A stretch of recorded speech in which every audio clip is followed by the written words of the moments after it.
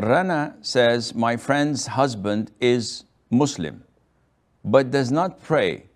He just prays Jumu'ah, Friday prayers, sometimes.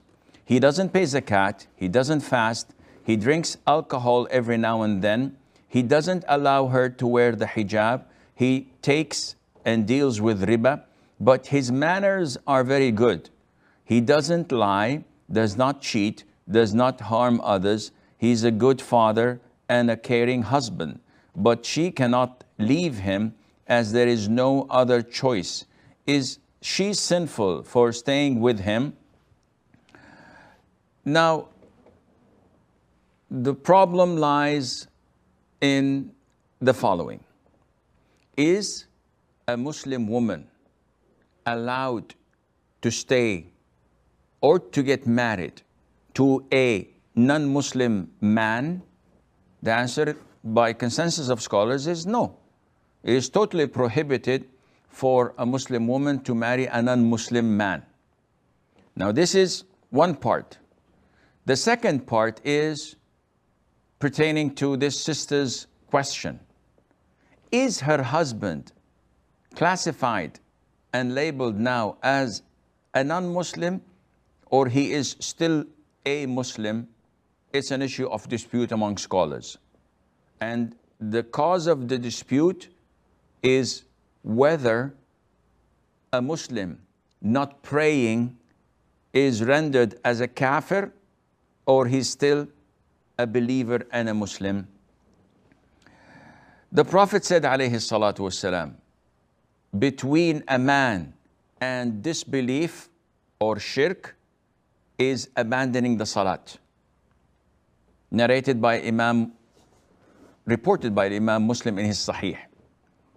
In the Sunan, the Prophet said, whoever leaves or abandons salat, he has become a kafir. Faqad kafar. And also the Prophet said, alayhi salatu wassalam, the pledge that separates us Muslims from them non-Muslims is salat, is prayer. And whoever abandons it, then he is a disbeliever. And a number of verses of the Quran that states that if the idol worshippers were to repent, to pray, to give zakat, then they are your brethren. Among other evidences.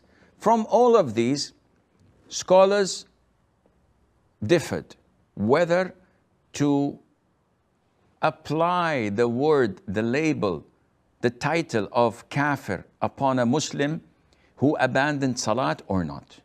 So we have a theoretical part and we have a practical part. The theoretical part is any person who does not pray is a kafir.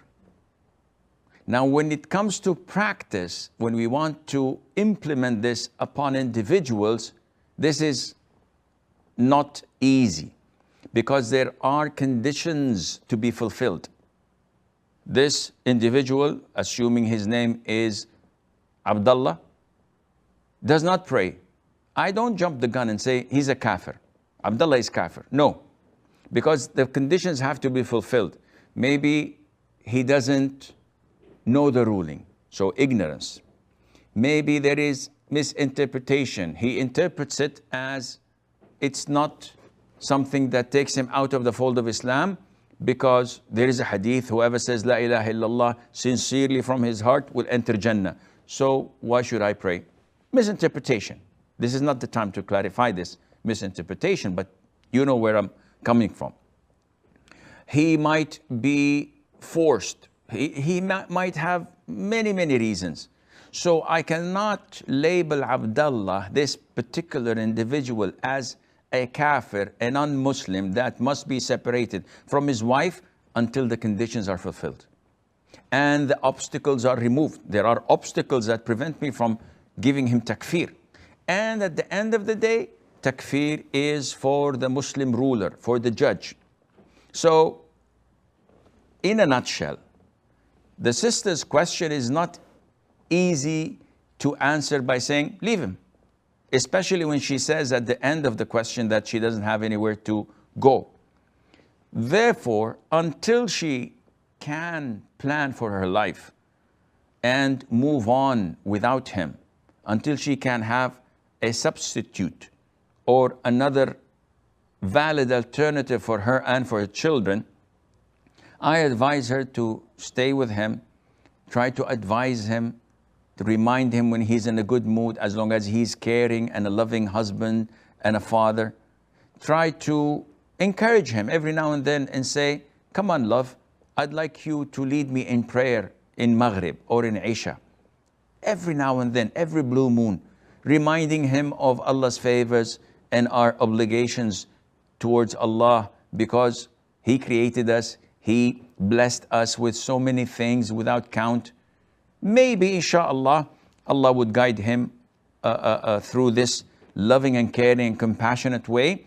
But meanwhile, she should work on trying to leave him without telling him, so that she would be in a Muslim environment, in a Muslim house, with a Muslim, a proper Muslim spouse.